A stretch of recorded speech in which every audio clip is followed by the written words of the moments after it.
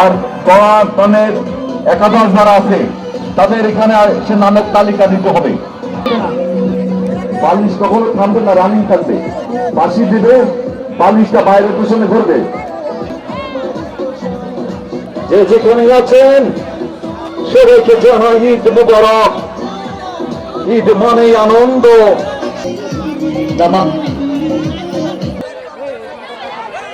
যে কোনো একজন বিদায়।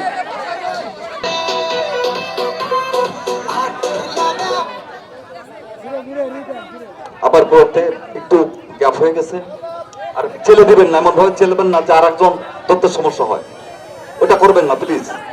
পুরস্কার তো যে কেউ পাবেন। রানী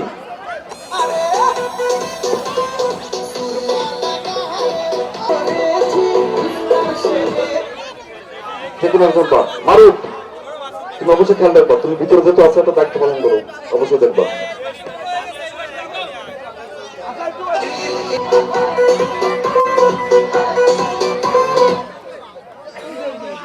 যারা রশি টানবে এক দলের নামের তালিকা পেয়েছি।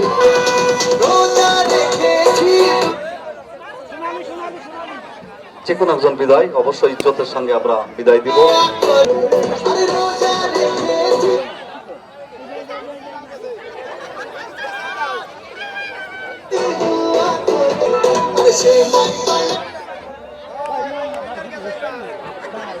একজন বিদায়।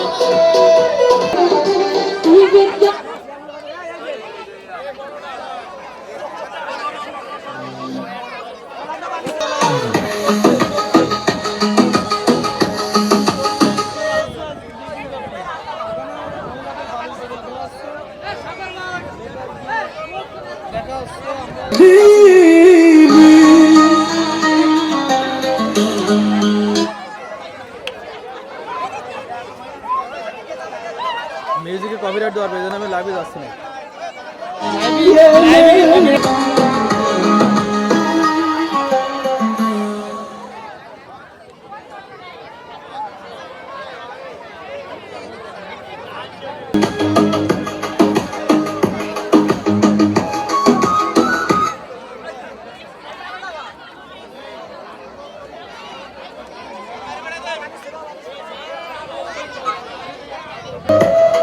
সাউন্ড বন্ধ করো, সাউন্ড বন্ধ করো, সাউন্ড বন্ধ করো।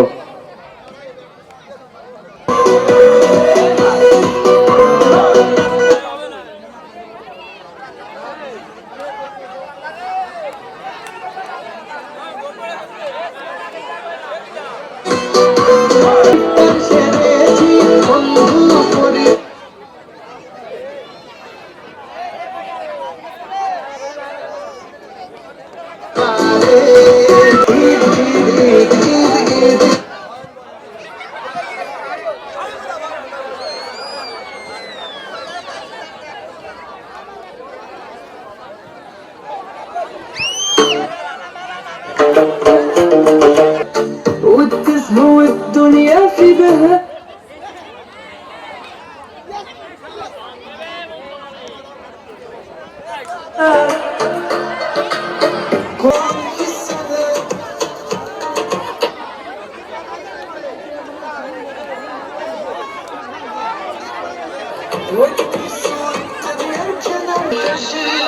كل جميل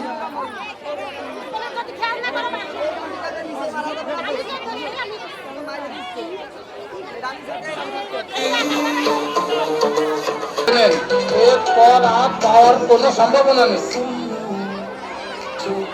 লটারির টিকিট প্রাইসে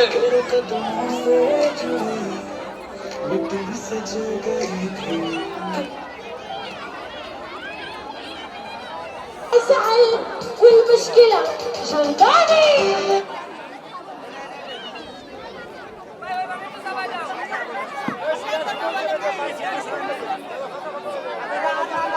লটারি প্রায় শেষ। শুধু দর্শক মন্ডলী, লটারি প্রায় শেষ। জানি না কার সেই ভাগ্যে আছে ফ্রিজ, টিভি, কালার টিভি। করেছেন 40 গ্রামের কৃতি সন্তান জনাব মোহাম্মদ মুসলিম উদ্দিন গাজী, লেফটেন্যান্ট কমান্ডার অবসরপ্রাপ্ত বিএন। শামসুল মান্নান সাহেব ছিলেন, উনি বিদায় নিয়েছেন, বুঝছেন। এরপরে কিন্তু রশি টানে তারা অংশগ্রহণ করবেন। তারা দ্রুত গতিতে মাঠের পাশে অপেক্ষা করেন আর ভিতরে প্রবেশ করেন। আপনারা বাউন্ডারির মধ্যে চলে আসবেন শেষের ঘাটে।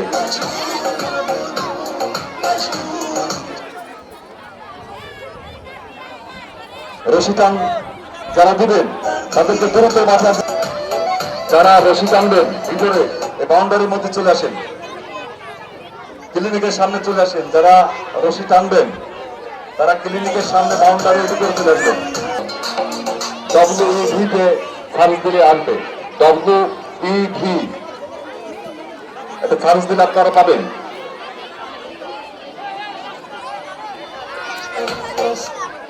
আজকের অনুষ্ঠানের সম্মানিত সভাপতি রয়েছেন আমাদের সকল কর্মজীবনে প্রান্তিক লগ্নে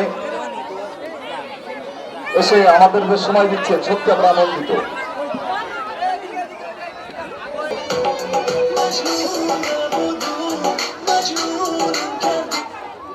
ছয়জন প্রতিযোগিতা থেকে একজন বাদ পড়লে নিয়ম অনুযায়ী তাকে বিদায় দিতে হলো।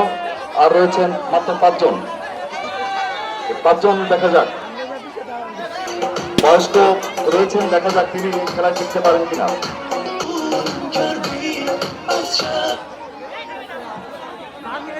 আর নিয়ম অনুযায়ী একজন বাদ যাবেন, আসলে এটাই স্বাভাবিক।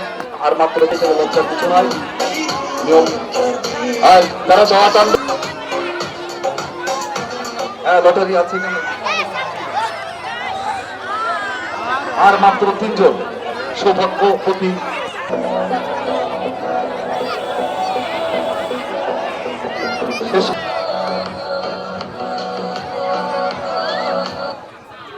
একজন বাদ পড়েছেন, ননদ কিন্তু ঠিকই আছে, আপনি বাদ পড়েছেন।